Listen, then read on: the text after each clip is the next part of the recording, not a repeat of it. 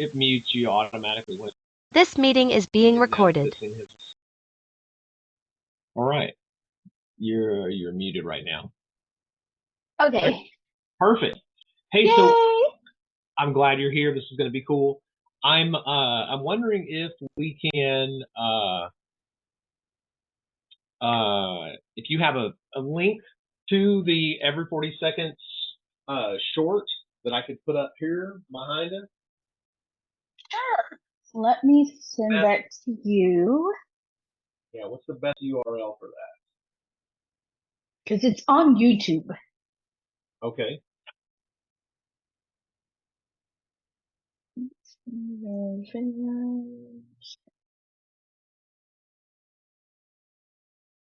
So this thing is firing up. I think we'll see it show up in the thing. It says it's recording. Okay, cool. Hey, so thanks for being here, Chong. I really appreciate it. We're gonna talk a little bit about every 40 seconds and how it intersects with dissociative identity disorder and how you experience that yourself. And I was wondering if maybe you could introduce yourself a little bit to our audience so people kind of have an idea. I mean, you're a director, you're a writer, you're an actor.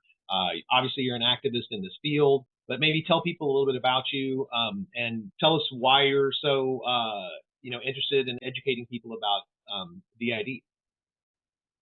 Hi everyone, my name is Chong Kim. I'm actually a survivor of child sexual exploitation, domestic violence, rape, and sex trafficking. And so from my own personal experience, I want to be able to share some of the red flags that I was not aware of, and also how trauma plays an important role in my survival, in how I got out, and how I was able to maintain my life until the survival for my alter ego no longer served a purpose for me anymore. I was actually diagnosed with borderline personality dissociation, which is different from DID. And on top of that, I was also diagnosed with DID. And those two are considered one of the biggest personality disorder, along with narcissist, along with antisocial personality disorder. Even OCD is considered a personality disorder.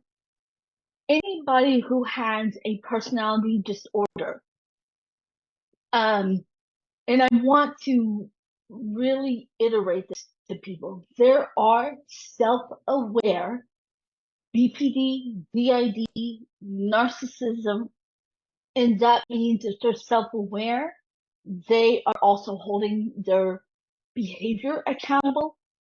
They are no longer using the disorder as an excuse for bad behavior.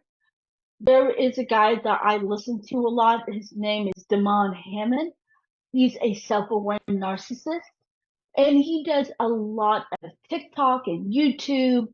He tells women especially, do not have this wishful thinking that he's going to change.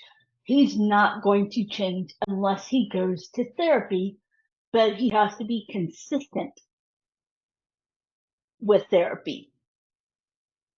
The other thing is, I was also diagnosed with PTSD. Of course, we're all familiar with post-traumatic stress syndrome, but I'll get a little into that along with DID, so people have an example of what that really means.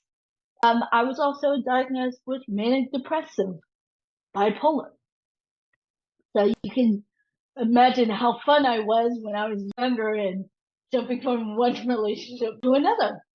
Well, you know, I don't mean to totally interrupt, but when I did some research, to be a little more prepared to have a conversation with you about this, I learned a lot about people in their brain adapting to a traumatic event. And some of those things could result in PTSD or CPTSD or, any of these different disorders like that. So it's fascinating because, those were coping mechanisms that your brain created. So sorry, it's fascinating that you had so many different ones, but apparently it's very complicated to try to deal with that kind of trauma. Sorry. No, you're fine. And you're right, because so I'm going to start with baby steps. Yeah. And this is going to be hard for some people to hear. When I was 3 years old, I was raped by my babysitter. And so I didn't learn this until years later when I got into therapy. I have what's called a little alter ego. He's 5 years old. Her name is Chong. Before 2002, that's when I was diagnosed with all of these. I used to not go by Chong. I hated that name because when my child molesters would call me Chong, when I got in trouble, my mother would call me Chong. When teachers would beat or sexually abuse me, they would call me Chong. So the Chong little girl is 5 years old. So when I was first traumatized, what happens is our conscious mind cannot, it's kind of like trying to eat that giant hamburger in our little mouth, and we can't do it. So we end up having to cut it up. But the downfall is trauma. You can't cut it up. You can't cut up in pieces and put it into your brain. So what your brain does, it says, okay, this 3-year-old little girl is being raped. She can't endure this. So we have to protect her. So then her little comes out, and that's a lot of our alters are birthed from trauma. They would not exist if trauma did not exist. Can you explain? This was kind of a little further down in a lot of the literature, but the concept of an alter. So there's an alter, and then there's like a core identity or a front, or depending on who you read. But can you explain that concept to people that don't really understand? I know we really kind of skipped past the whole what is like the official definition of dissociative identity disorder, but maybe you can kind of give an overview of that and how the alters play into it. Okay. When I got out of trafficking, I would have full-blown blackouts. I couldn't remember that my alter ego actually took shape. They took over. So when people would say I did this or this or this, and I couldn't remember, that's a full-on multiple personality disassociation. And it only happens either I am severely triggered to where I didn't get a chance to heal, or that I feel like I'm about to be in danger, or I may believe that I could be in danger. Right. So it's a reaction. It's a reaction that started through some trauma previously. So if you're going to go, or your body or your brain thinks you're going to go through that trauma again, it says, I'm looking for a solution, and that solution might be this personality that can cope with that behavior or activity. Yes. Okay. One of the things is, though, the persona can also take form in their own identity. That's why it's called multiple personal disassociation or personality disorder. So, Gotcha. for example, Jules is common.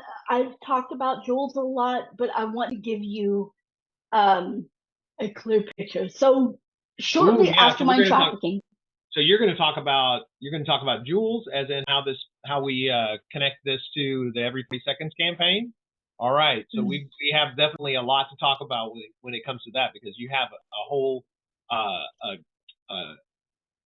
whole film that just came out called Every 40 Seconds. where the Yes. main character, Jules, has multiple personalities, and she uses them in her investigations and in her reaction to her investigations, it's a Yes. fascinating show. And it's played So, let me give you an example. When I got out of trafficking, from that point on, I had to find a way to survive. So the Right. only thing I knew how to survive was prostitution. So the Chong part of me has ran away. She's like, this is adult stuff. I don't want any part of it. She likes Pooh Bear, Hello Kitty. She literally is like that 5-year-old little girl. So when you have alter egos or personality disassociation, you have to have someone that's considered the host. Right now, the Chong adult is now the host. If I was unhealed, there would be a Kim as a host. So before I was healed, or my progression for healing, it used to be Kim was the host. So Kim is more the advocate. She's the one that will be more of the compassionate, loving. She's the one that loves to rescue everybody, even cats and dogs and goose. That's Kim. Jules, on the other hand, she's a no-nonsense woman. She's still angry and bitter. She doesn't trust anybody. So when I was going through my survival mode, back in the 90s, we used to have these chat lines called Lava Link or Quest. And so the Kim, who was the host at the time, says, I only got $2 to my name. And Jules will come in and go, well, hot diggity dog, guess what? I'm going to go back out there. I'm going to sell my booty and we're going to make money. And Kim is thinking, I don't know if I can do that again after what? Well, you don't have to do it. I'll do it. I know how to play the femme fatale. So that's when the full personality takes shape. So Jules will then be the forefront, then she ends up becoming the host. It's kind of like a Ferris wheel, but when you stop, that's whoever is the host. Does that make sense? That Ferris wheel analogy is pretty interesting. Yeah, that definitely helps. And it's like the different personalities have different moralities. So they're like, oh, I can do this because that's my persona. And then it's like, okay, fine, I'll go and do that as that person. And yeah, and like you said, when it locks in, that's something else. Absolutely. So one of the things is the Jules part of me during that time, in her mind, if I sell myself and a man is married, first of all, in my moral compass mind, you're betraying your wife. So I can be a bitch to you. I have every right to steal your credit card, steal your Rolex, and your wedding ring. Who are you going to call? In the 90s, women, especially who were traumatized, feel like, you know what? Why are you here meeting with me? That was Jules' type of mind. She didn't care that they were going through marital problems. She didn't care about any of that. And 9 times out of 10, I hate to say this, majority of the married men that did buy me, every one of them said they love their wife. So it made the Jules part of me hate them more. Saying, oh, so I get to play this, oh, me love you a long time stereotype, while you get to go home to your wife and cuddle with her. So in Jules' mind, she's like, I don't care. I'll play whatever love me long time stereotype as long as they pay up. That was the way she could digest everything she did. But here's the thing, with a lot of survivors that deal with personality disorder or dissociative identity disorder, because when our alter ego or our other persona does something that's either immoral or illegal, it becomes shame, guilt, emotional pain, that we end up picking up drugs, alcohol, promiscuity. We start lashing out because now we think, so the Kim part of me that was the host at the time.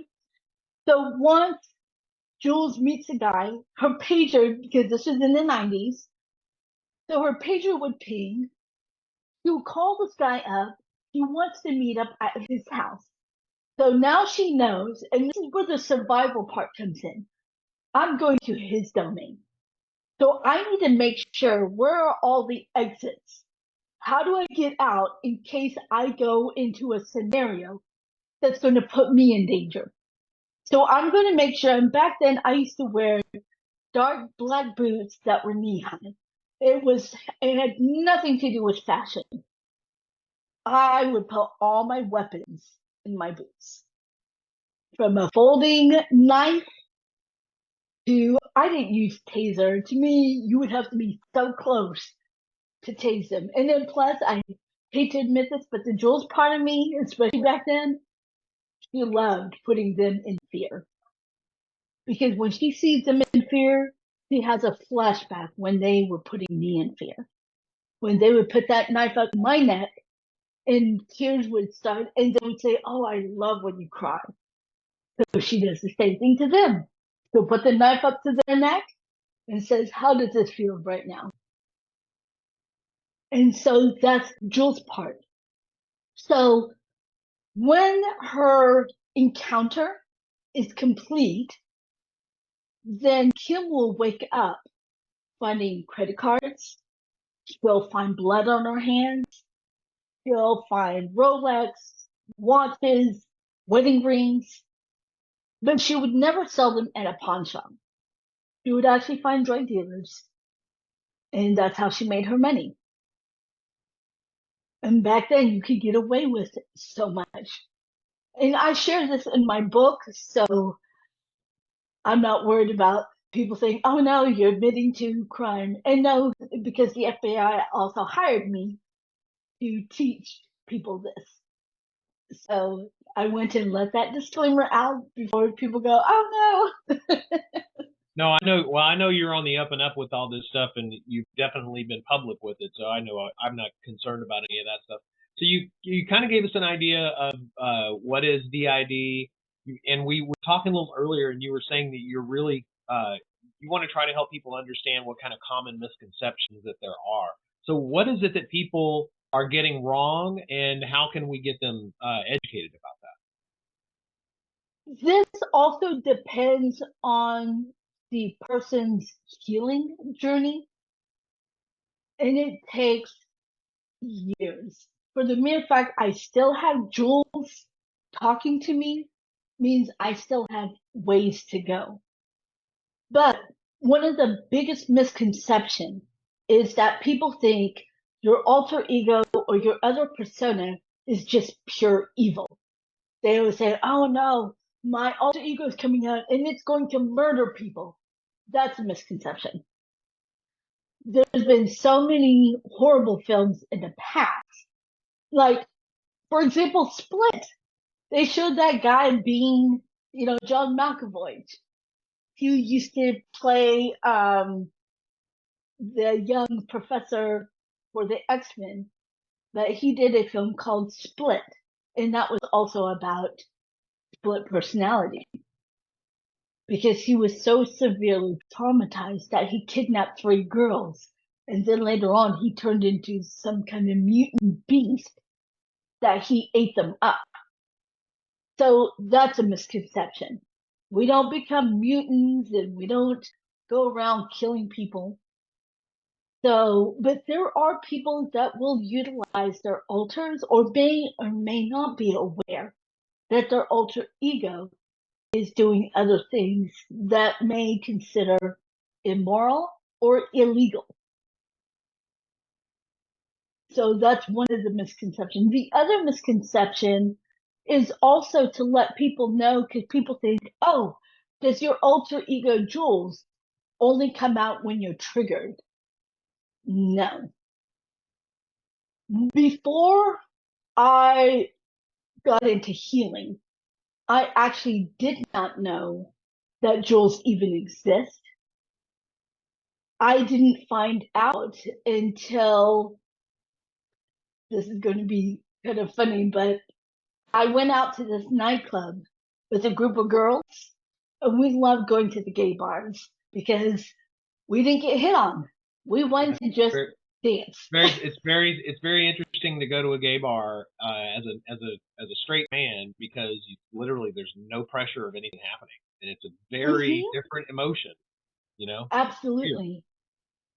So I know what was funny was I didn't know that Jules has multiple rendezvous with not just men but women, and so I would even have women come up to me and kiss me, and I would be like, "Excuse me," and they would say, "Jules." They didn't call me Kim. They didn't know who Kim was. So my friends were like, "I didn't know you went both ways," because the Kim You're part like, of me, I didn't know either. right? Wow. So the Kim part of me is straight. Jules is actually a lesbian. So there are times I feel conflicted.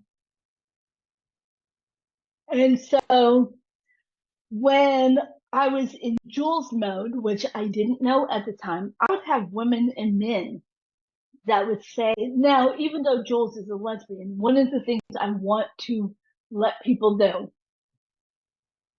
when Jules is in any type of sexual relation with a man, it's transactional, because she does not see a man as an equal. She sees him as, you owe me. For all the pain and suffering, you owe me. She does not care that you were not the one that abused her at 3 years old. She does not care that you are not the one that trafficked her at 19. All she cares about in Jules' mind, you're a man, so you have to pay. That's how she sees it.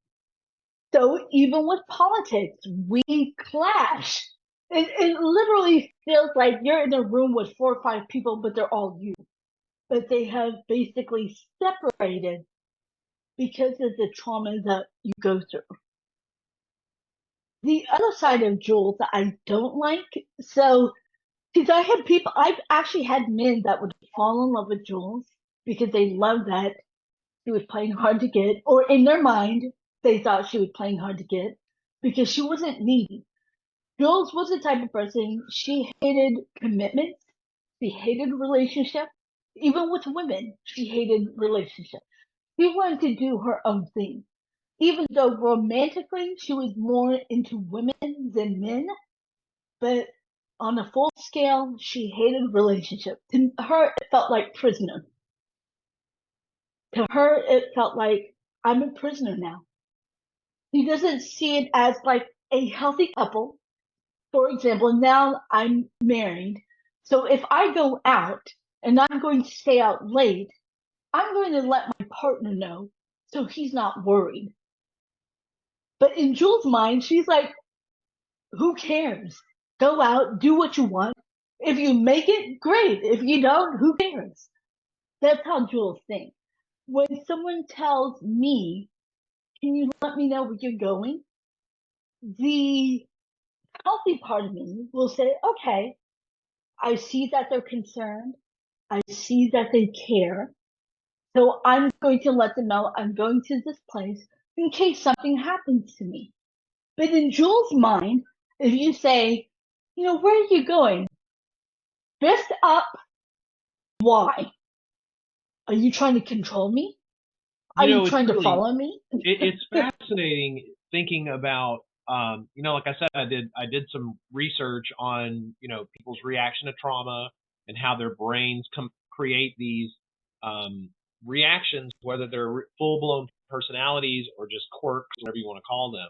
And it's fascinating seeing just how extreme the Jules character is, and how it's got to be really easy to say, oh, I can understand why she would have formed that way, because she needed, she wanted to fight, and now that she has the opportunity to do so, she's going to take it out on people.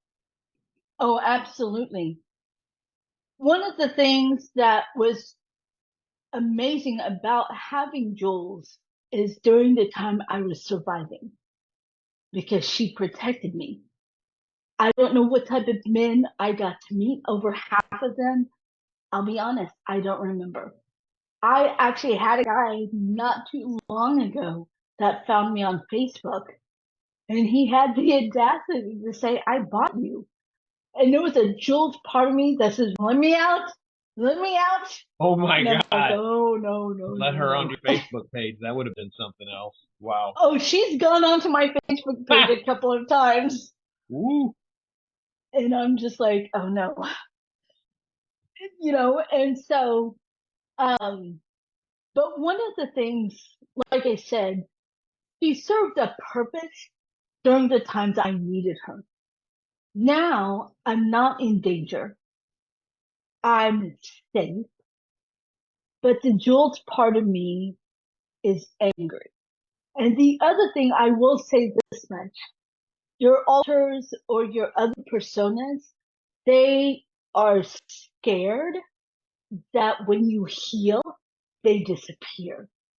Because the more you heal, the more your alters or your persona, they start to slowly decrease the amount that they keep coming out. So let me give you an example of why this pertains to the every 40 seconds.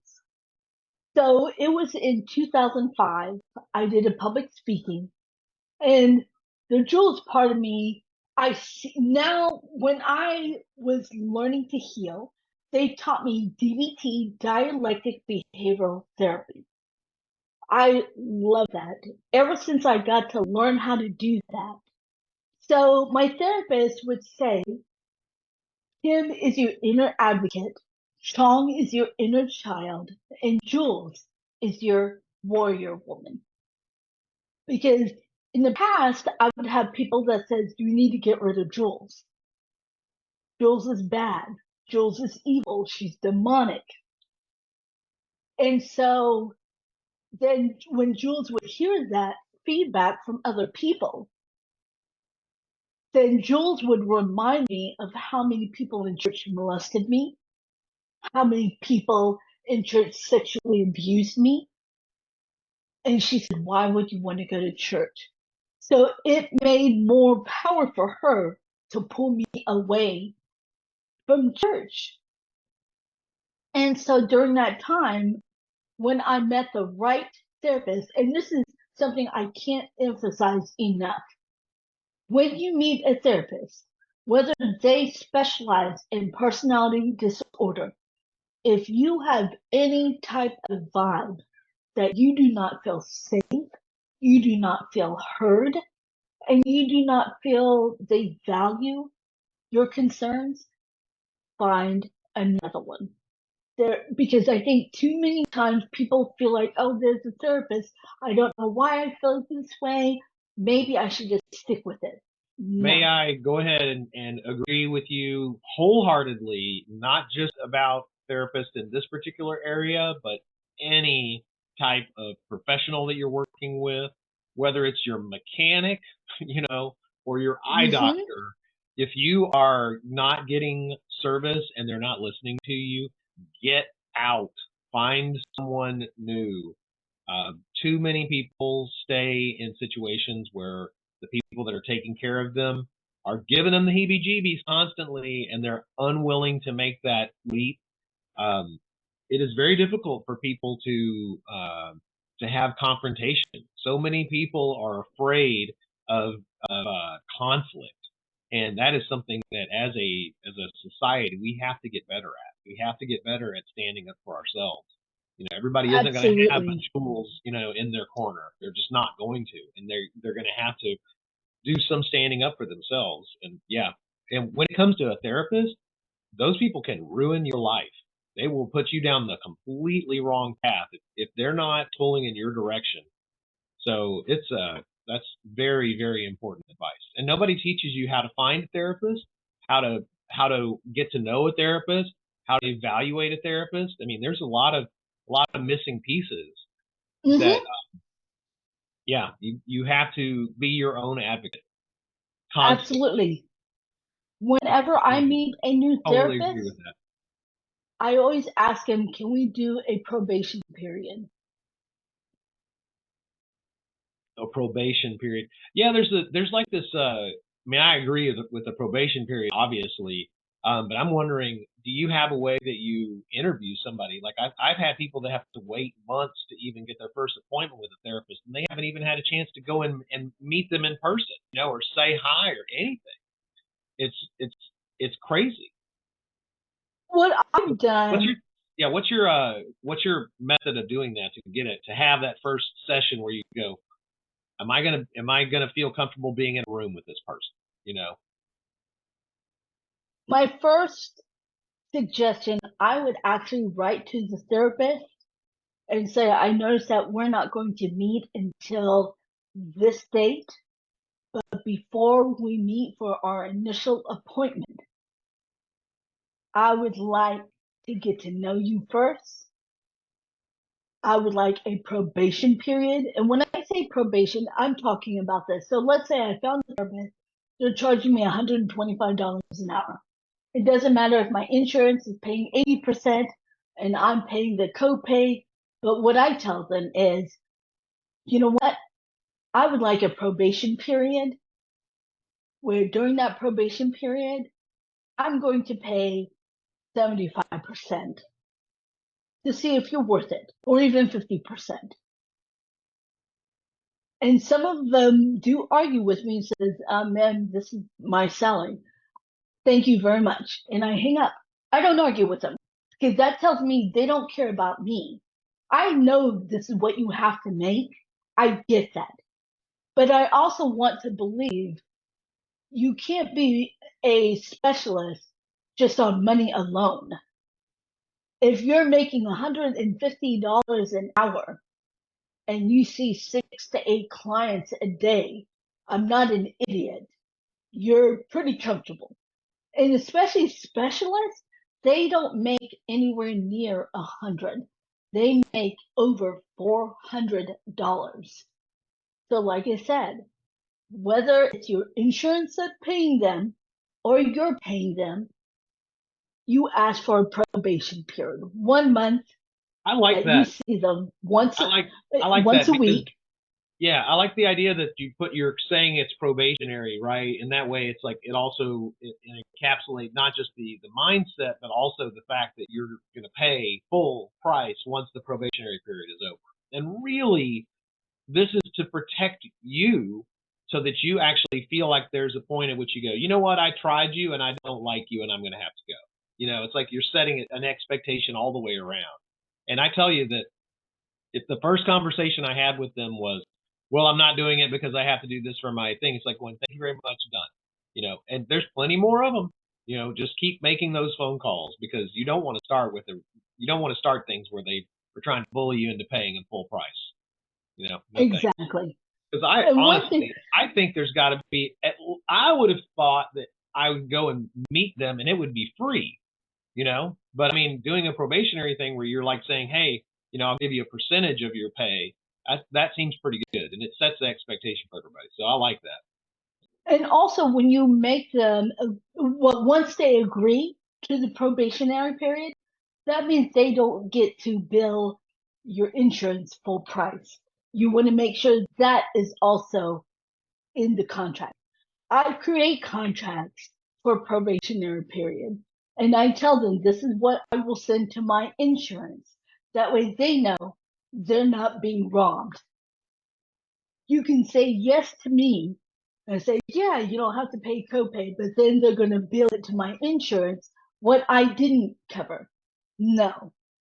that doesn't fall either. Because a lot of these private insurance, they can create their own price. That's another thing that they don't tell you. They create their own price. Like now they have all these online BetterHelp, Alma, Her, and let me tell you, be very, very careful. I don't care how many stars. There was a lady that I was going to get. She advertised that the first 4 sessions would be $80. And I said, I can do that. The moment I made my first appointment, it jumped up to 150. And I said, no, ma'am, you lied. There was nothing in there that says 150 for initial. She said, well, that was my promotion package. Then how come I'm not getting that promotion package? Because I haven't met you yet. So there's a lot of scam. Be very, very careful. And then 2, always remember, whether it's your insurance, whether it's the government, or whether it's you paying for the service, do not be afraid to ask them for references. Yeah, that's Ask great. for a reference letter. Yeah, that's a really good idea because, well, my family has participated with therapists from time to time over the years, and we have gone to see people, and they just talked us in circles. I don't think those people knew how to lead anybody into anything. And so we failed on that. We could have done a better job, but that's a great tip because I really would like to know, hey, have you had a kid with this problem or an adult with this problem or somebody with this issue, and how did you help them? We went to an orthodontist, and this guy had like before and after molds of all of these people's teeth in the room, and it was like, okay, we had met 5 different ones before then, and we went into that one. It was like, okay, this I trust. This feels better, and everything was great after that, and we wound up working with them. But man, yeah, getting a letters of reference is great. I hadn't thought about that for a therapist either. So great advice.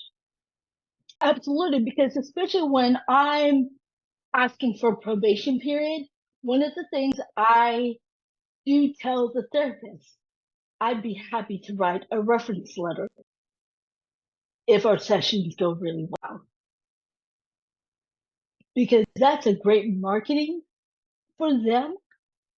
And especially if they can say, guess what? Now I have someone, and you don't have to discuss their sessions. You can say, hey, I recommend this therapist. They valued what I had an issue with,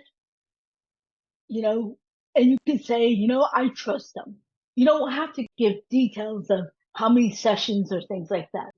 You can still keep it private, or you can just say anonymous and just put one initial. Nobody knows who she is. It could be Catherine, Charlie, Craig, you can even do that. That way it shows that this person who is anonymous is also legitimate. Things like that.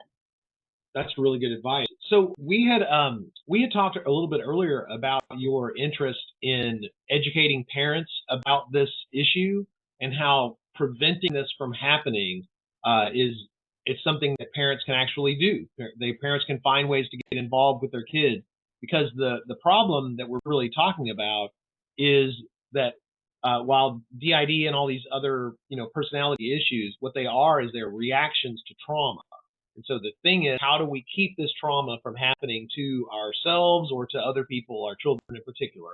So you were saying that there are lots of ideas that you had about how parents could actually talk to their children and prep them to understand, how to recognize trauma happening to them or keeping them out of situations of trauma. Maybe you can talk a little bit about that. Okay. So one of the things that I want to emphasize, not just the parents, teens, college students, if you've never dealt with trauma in your life, congratulations. I sincerely congratulate you. We've all been through some type of hurt. We've had a breakup, to someone calling us ugly. These are not the type of traumas that will spark a dissociative identity disorder. It has to be on a continuum basis. So just to give you some example, I was raped at 3. It continued till I was 6 years old. Imagine that child having to go see that babysitter Monday through Friday, 8 hours a day. You get to spend with that perpetrator. As a parent, they could have stopped that immediately, get her the help so she can heal, teach her that it's not her fault, give her healing and coping mechanism. But because that didn't happen, then between the ages of 5 all the way through 9 years old, so for 4 years, I was sexually abused by men from my church. My parents knew them. My dad was drunk all the time. So he was so passed out, he didn't know what his friends were doing because of the constant abuse that went over and over and over. Not only that, but also in school. There's a clip I shared on TikTok, and I also shared it with you. Feel free to plug that into the Zoom. But it's played by Amanda Siegfried, and she's talking to Emily. I can't remember her last name. But she said, predators have an inept way of finding children who have been abused. They're like neon signs. And that's what she said. I love how she said that because it's so true. Because when people say things like, you know, how is this happening? So let me bring it down to you a little bit simpler. When being raped as a child and then being sexually abused again and sexually abused again and again and again, and these men, all these perpetrators, some of them knew each other and some of them didn't even know each other at all. Yes. You want to play that real quick so they can hear it?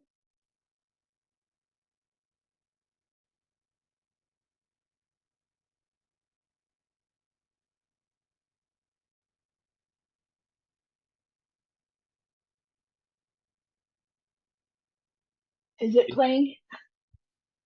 It's playing, but I'm not hearing it on my side, so I'm not exactly sure. I'm not hearing. I will put it in the description below. So Okay, perfect. on the page. But one of the things I want to emphasize when I'm telling parents, when I'm teaching you about prevention, when I'm teaching you, or, you know, when me and Billy are talking about that VR headset, you know, one of the things is predator. They know, it's almost like we have an invisible tattoo that says, hey, I was a victim of child sexual abuse. Great.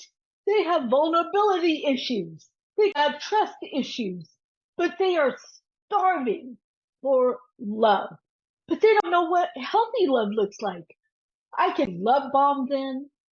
And, you know, when we tell parents, please be aware that your child could be groomed, and parents say, no, you know, I don't want to be a part of this.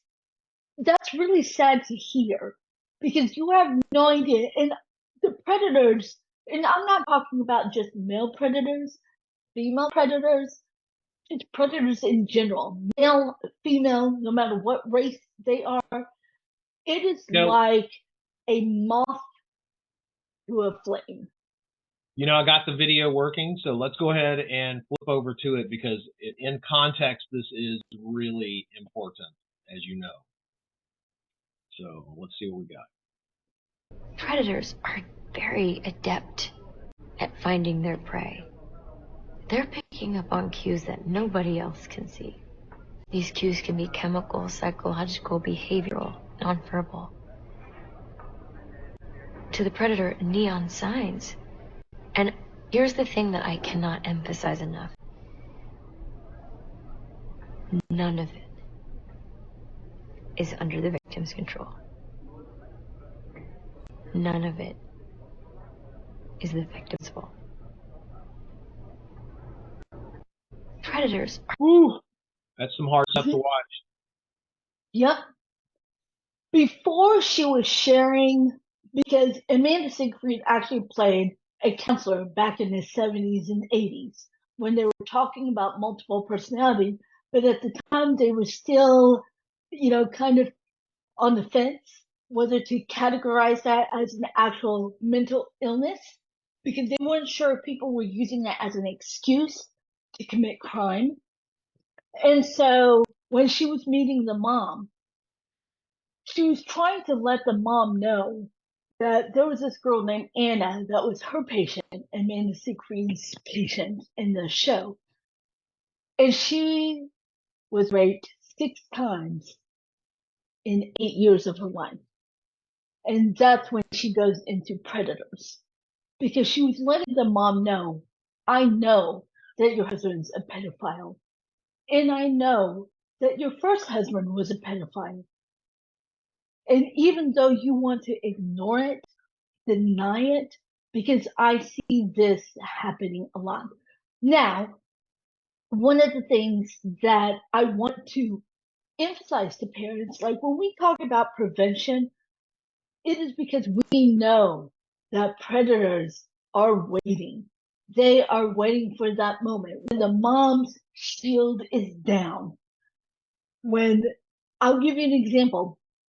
If I was a predator and I heard a mom that says, no, my son is 6 foot tall, he's big, he's not going to be groomed. Because in her mind, she's thinking it's going to be a man. So the predator part of me, and I'm not a predator, but I want to give you an example. I'm going to start looking him up. I'm going to start finding what school he goes to. I'm going to look on his social media and see what he likes. Oh, he loves I'm going to pick a game. Let's say that he likes the Oakland Raiders. He would love to be in a box seat with the Oakland Raiders. And what a predator will do, I could be a blue collar woman, but knowing that he wants the Oakland Raider tickets, if I have to sleep with someone, if I have to steal, if I have to pawn just to get the box seats, and all I have to do is drive up to his school, build a rapport. I'm a woman. His mother didn't prepare him for me. I can wear sexy clothes without being suspicious to the school. I can be the substitute teacher and come in and I can look at the boy and say, you know what, you're doing such a great job. I'm proud of you. I have high hopes for you. They start to, that's grooming. And if I want him for hook, line, and sinker, then I say, guess what? I got you tickets for the Oakland Raiders. But you gotta do something for me. Because, I mean, these tickets aren't cheap. And he really wants them. And depending on what that favor is. Now, here's the prevention part. If you trained your child well, if you equipped them well, if they see the Oakland Raiders ticket, they're going to say, sorry, I'm out. Because that means you taught them anything that's too good to be true probably is. And why is this person giving you a very expensive ticket? For what? There is no such thing as a free, especially a free, expensive gift. Yeah, that's right. The strings are there, or they're gonna be there, and people have to be aware of that. It's the the thing that I spend a lot of time trying to educate people that they are vulnerable. I'm like, I just want you to just recognize you have vulnerabilities, you know, and one of the ones that I use is like, you know, if you're current on all of your bills, you're probably making good decisions about, you know, where you're getting your money. If something goes wrong and you lose your job and all of a sudden your rent is late, you're going to start making riskier and riskier decisions about how to get that money, you know, and that riskiness comes right along with those vulnerabilities. And if you cannot recognize that those are both happening at the same time, you've got big problems. You have to be able to acknowledge that, hey, I am now in a situation that is going to make me more vulnerable. So when somebody comes up with that gift that's really too big, it's like you need to be really aware of what is it that you're signing over to get that ticket or whatever it takes to pay your rent, you know. And that concept is something that is it seems overwhelming to a lot of the parents that I talk to, because we're like, look, we have a lot of work to do to teach you and so that you can go and teach your children this stuff, but it's work that you have to do. You can't just give your kid a screen. It's like, no, you have to be a parent. You know, you want to end trafficking, be a parent. You want to end trafficking, you know, be an aware, you know, business owner who's actually looking at the money and how all this stuff matters. You know, there's so many ways to end this stuff, but I mean, it begins with people being aware that it's potentially going to happen to them, and then what is it that it could make it more risky, and how is something going to get past your screens, your shields, your armor. So it's tough, but when you tell people that this means you have to be an adult now, you have to parent, you have to really start thinking about other people, it's so overwhelming for them. Do you encounter that when you tell people that the answer to human trafficking is becoming a really, really involved parent and you have to quit your third job? I mean, like, what are the reactions that you get to that when you talk to parents about that? They actually hand them to me. They're like, you do it. No. Yeah, They right. live with you. You need to be equipped. Other times, one of the things I hear mostly, though, a lot of my friends always say, oh, grandma's going to watch them. Grandpa's going to watch them. So-and-so and my family's going to watch them. But you need, no, stop it, Chong. My family, I know them. And so I told them, I said, okay, you know them. Now, I at least do this challenge for me then. Ask your child how they feel about every person that you assign, that you trust. And this is what I did with my son when he was 5. I said, we made it into a game.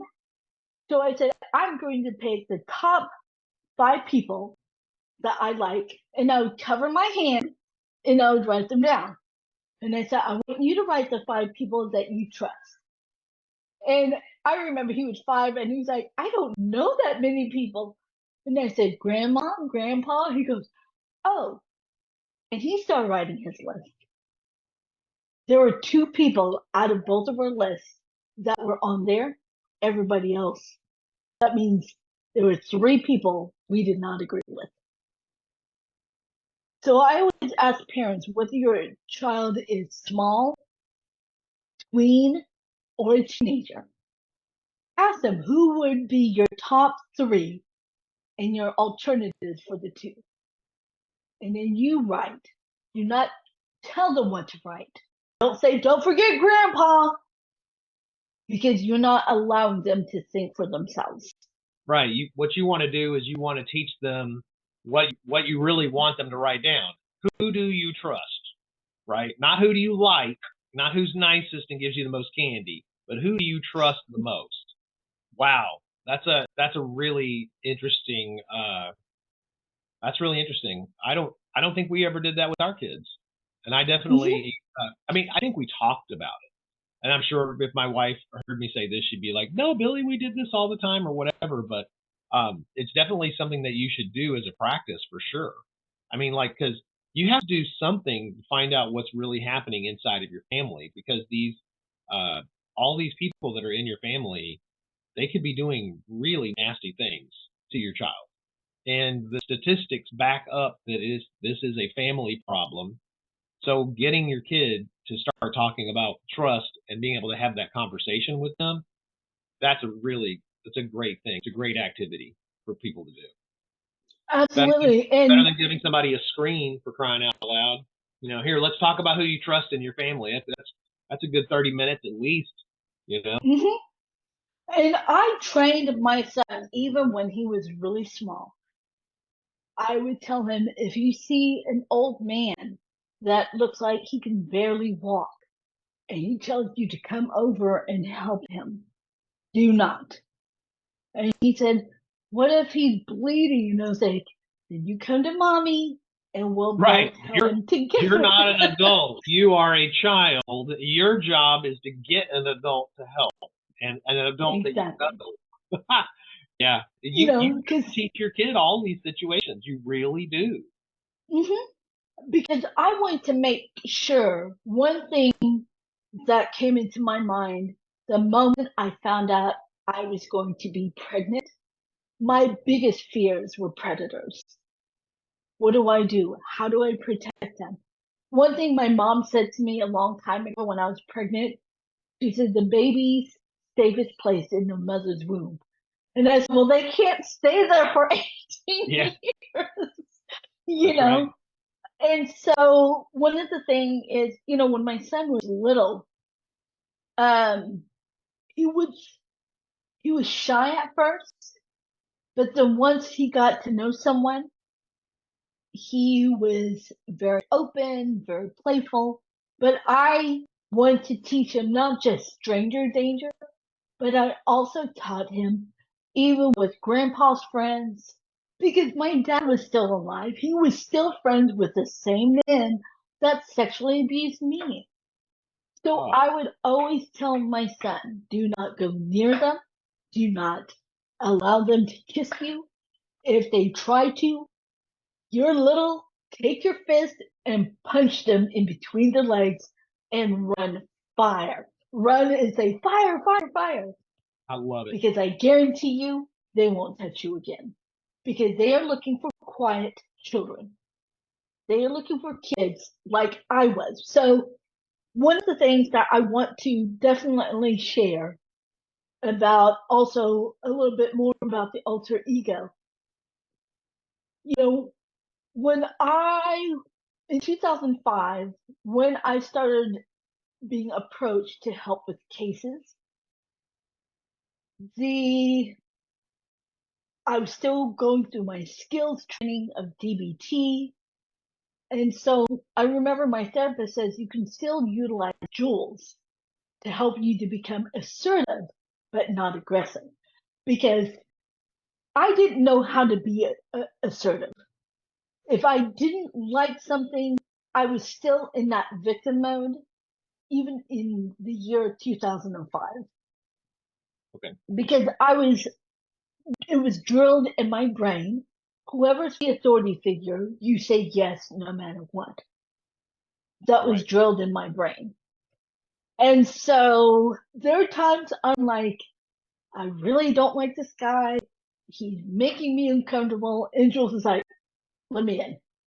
Let me in.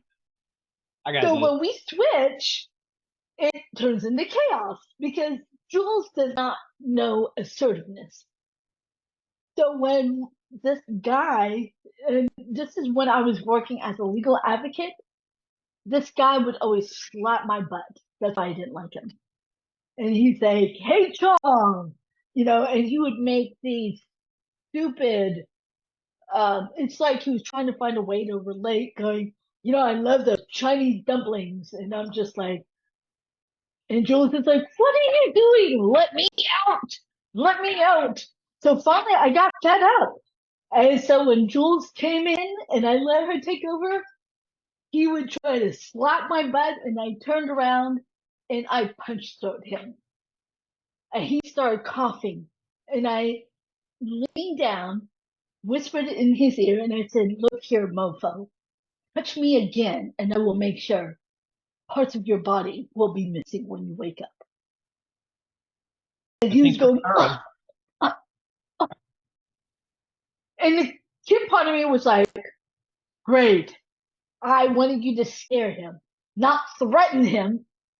He works for the county. He could say, and the funny thing is, he did tell the judge that I threatened him. But the funny thing was the judge didn't believe him. Oh, really? The judge didn't believe him. Interesting. Because she looked at me and I'm just sitting there going, hi, I'm Kim. And she's like, she threatened you? Yes, she told me, and he repeated it verbatim. He actually was like scared for his life. He's like, ah! And you're sitting over here going, oh, little old me. Yeah. And then Jules part of me was laughing.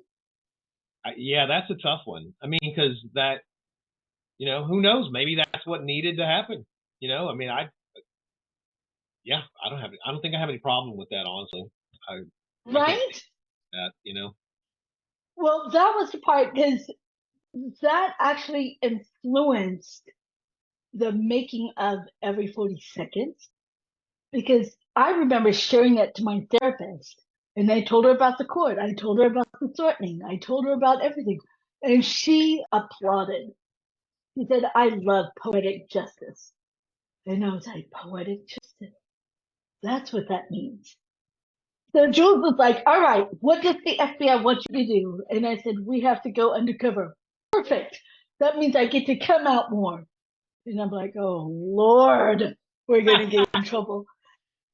And that's the funny thing funny. is, every time we did an undercover operation, I would be the one, my knees would be shaking. I'm like, okay.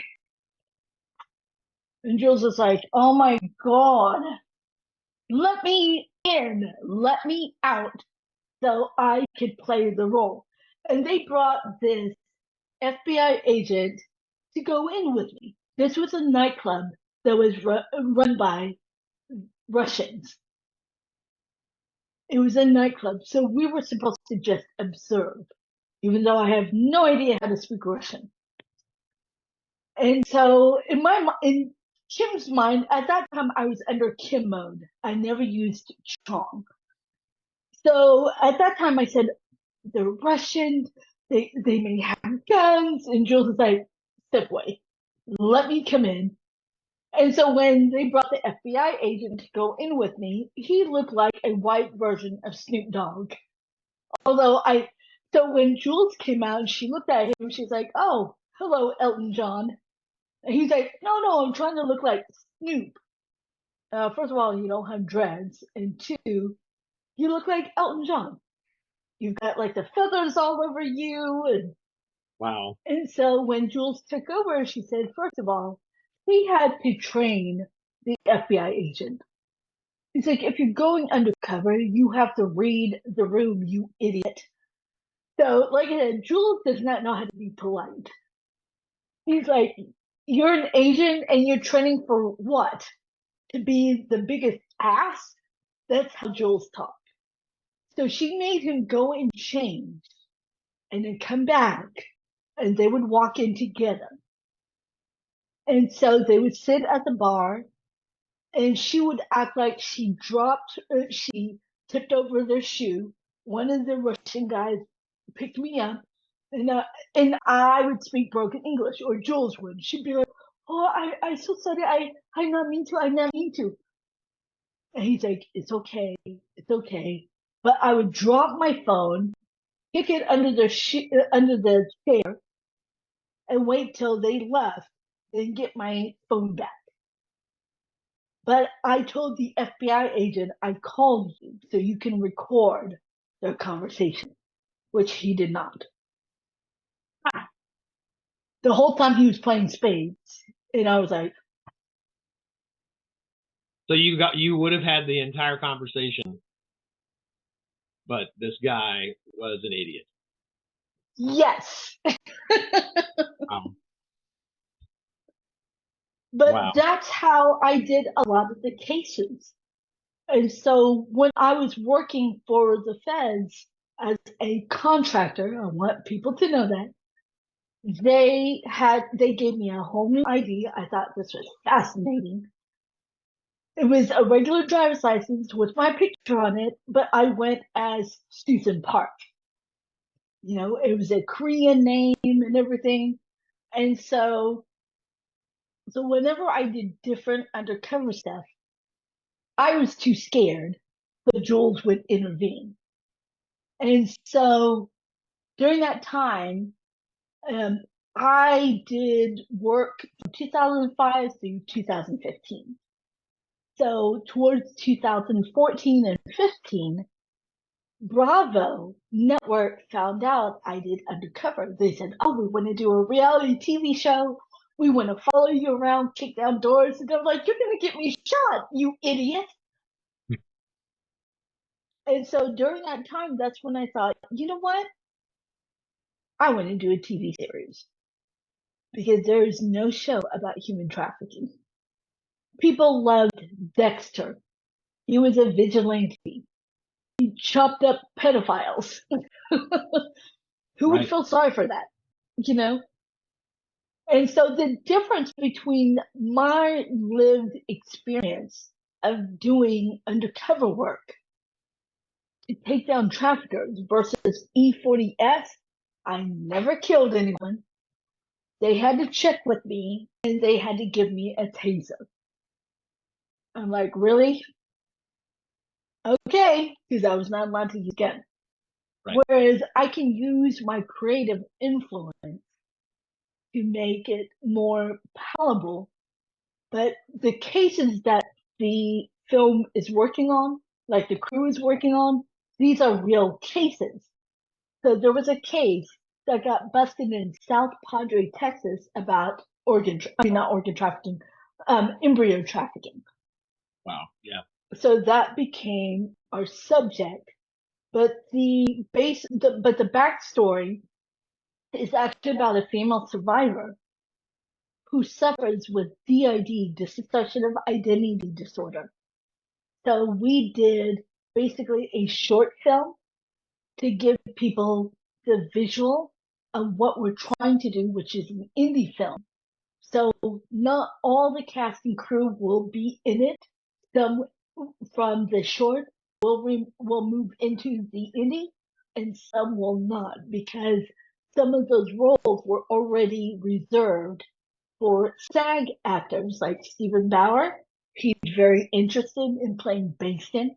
He's really excited because he wants to play a good guy, and he's a phenomenal person. I had an amazing privilege to meet with him. He played in Scarface as Manny Rivera. He also played Don Eladio in Breaking Bad. You know, so but that's what E40. So E40S stands for every 40 seconds, because in America, every 40 seconds, a child in America goes missing. 1 in every 4 child falls into human trafficking. But the reason why I wanted to create not just this film, but I wanted to bring awareness on our American kids. Because unless you come from a high social class, the rest of the kids are known as runaways, endangered youth, juvenile delinquent, troublemakers. When these kids are just victims of their own environment. So you're saying that 25% of the kids that go missing in America have are likely to be trafficked in one way or another. And we're not just talking sex trafficking, you're talking labor trafficking. Labor, organ, sex, child drug mules, baby machines. They're using girls as baby machines. You know, this stuff is really hard for people to understand. It seems so so intense and so unreal and otherworldly. You know, when you're, a regular normal person that's going about their normal life and you hear about these things, right now you hear a lot about on television, you hear about like QAnon is talking about, save the children and all that kind of stuff. We're not really talking about that stuff most of the time. We're really talking about this is some basic people are getting free labor out of other people and they are making money off of somebody else's effort, whether it's sex itself or labor, like building things and going out working in farms and things like that. It is way more common. Why do you think it is? This is a little bit of a twist. Why do you think it is that the media spends so much time on the hype stuff instead of this just straight reality of this is what's really happening everywhere? What do you think's going on there? Why is it so hard to get just the facts out of the media?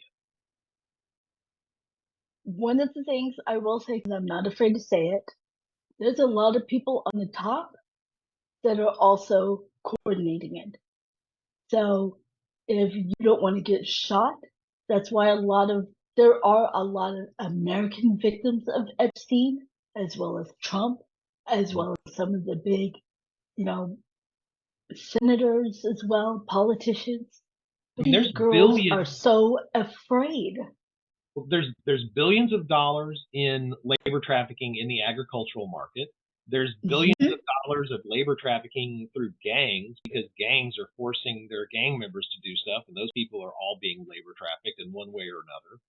There's billions of dollars in pig butchering right now with the crypto scams that are happening, and these things they're endemic. They're everywhere. If you have a WhatsApp account, you can be harassed about cyber currency and stuff like that just immediately. Children are getting SMS text messages from bots that are basically handing them over eventually to real life groomers that are trying to extort those children. And it's plainly obvious. The facts are there, but we're just not getting anything clear out of the media. And it does seem like there's almost a coordinated effort to keep the obviously what's really happening out of the media. I mean, like the number of people that are coming over, over the southern border right now. I do not want to be an alarmist, but those people are displaced from their homes. They are coming into our country, and they are either, if you want to think of it as bad people that are coming here to do things, it's like once they get here, they need to eat, and they're going to have to get a job to do something, and someone is very likely going to take advantage of them. And it's like that's part of the problem. Those people are going to be taken advantage of. And so it's like I feel like there's so much really obvious information that could be shared with people in a plain, clear voice, and yet we don't hear that stuff. We hear this really extravagant, manipulated psyops almost, talking about, human trafficking being all about, the elites doing all kinds of crazy things. And it's like, guys, we should be paying attention to what's happening inside of families. This stuff is very, very real, and children are trafficking other children. It's outrageous. I mean, like this case that you're bringing up. I mean, the embryo trafficking. That's as real as can get too, and it sounds so outrageous. But when you think, I mean, I've obviously read your script, and I know a lot more details than the audience does right now. But when people go in to see an OBGYN, they walk out with their eggs missing. And it's like, and they don't even know that they've had their eggs harvested from them. This is outrageous. So, and you have to be careful of what type of clinic you're going into as well. Because especially because my day job, I work as a medical releaser. And even in our training, we're taught that there's a lot of clinics that get sued because they'll say, hey, I have a private practice at this clinic, and they get money. They actually charge cash instead of using your insurance, and yet they're supposed to be an OBGYN clinic. Wow. Not good. So, all right. I'm wondering if I'm noticing what time it is. So we've been at this for quite some time, and I want to try to wrap this up and see if there are, what kind of resources are there out there for parents? Where should they be looking? Do you have tips? Do you want to send people to your to your TikTok for ideas, or where should people go, and how are they going to get the tips that they need to be better parents and pay better attention to what's going on with their kids, and give their kids an idea of what to avoid? As far as like DID information, I Yeah. would Google that and find one that's closest to you. But even when you find someone, do your investigation. I want you to have the mindset that every therapist is an enemy until they prove you wrong. Maybe that's a little extreme, but that's how I do my investigation. What are you willing to do for me? What are your specialty? Where are your reference letters? Well, yeah, you are. You're about to go into this person and pour out all of your innermost everything for a long period of time. You want that person to help you understand what's going on so you can piece your life back together. There's a high cost that's going into this. And so I think going at it, maybe like you said, maybe not necessarily an enemy, but there's nothing wrong with coming at it from like, prove to me why you're the person that I need. There's nothing wrong with that. Exactly. That's a high standard for that. I think that's a great idea. That's great. Because you're paying for it, regardless. And same thing with attorneys, same thing with doctors. I always tell people, just because they are doctors, just because they are an attorney, even personal injury attorney, social security attorney, if they are not doing the things you need them to do, and go to the bar association of your state, they will actually have a list of what your attorney's requirements are. And if they don't fulfill those requirements, you can actually send a concern or a complaint to the bar association, and that will put a strike on their license. And if they get too many, their bar gets revoked. People think, "Oh, I have an attorney, so I don't need to make complaints." You're hiring them. You are paying for them. If you want to complain about McDonald's giving you soggy fries, why wouldn't you complain about an attorney that never calls you back? I hear you. That's really good advice. But as far as like awareness on human trafficking, you can find me on my TikTok and Twitter at I am Chong Kim. And then on Instagram, it's Little Asian Girl. I will send all of those. And then Okay, yeah. also, or you can go on my website, iamchongkim.net on my website, and it'll have all my social media on there. I'll be sure And to put I it in the will link down below. also, I will also be sharing my YouTube channel. I don't have my own specific YouTube channel yet. YouTube says I have to reach at least 200 subscribers. I'm at 115, so yay. But I also have content on there where I share what does grooming look like. And so, but other than that, for, references or information or things like that, and real quick, every 40 seconds, one at the 8.5 Film Festival, which is in Rome, Italy. And they are also in collaboration with Cannes Film Frames. That does not mean we get to go. We don't know yet. But they will also be sending me a free trophy. And I did my interview for the Wild Filmmaker magazine. When that comes out, I will share the link so everyone can see it. That's awesome. Thank you so much. Thank you so much for spending all this time with us today. I learned a lot about dissociative identity disorder. I learned a lot about brain plasticity and how our brains find ways to cope with situations that are extreme. I didn't realize that there were so many different situations that could play into DID, and how DID and these other things are their coping mechanisms. So when you watch somebody have these effects, like my wife and I, we met when we were working at the Austin State Hospital, and I worked with schizophrenics a lot. And so I learned that, or people with schizophrenia, I'm not exactly sure what the right word is, but I mean, I loved these people so much, but they were hearing voices constantly, And so part of what I learned about DID was that there are thoughts that schizophrenia could be your alters, have you having auditory hallucinations from your alters trying to tell you the ways to survive. I mean, their brain just, that was the way that their brain taught them to cope with it.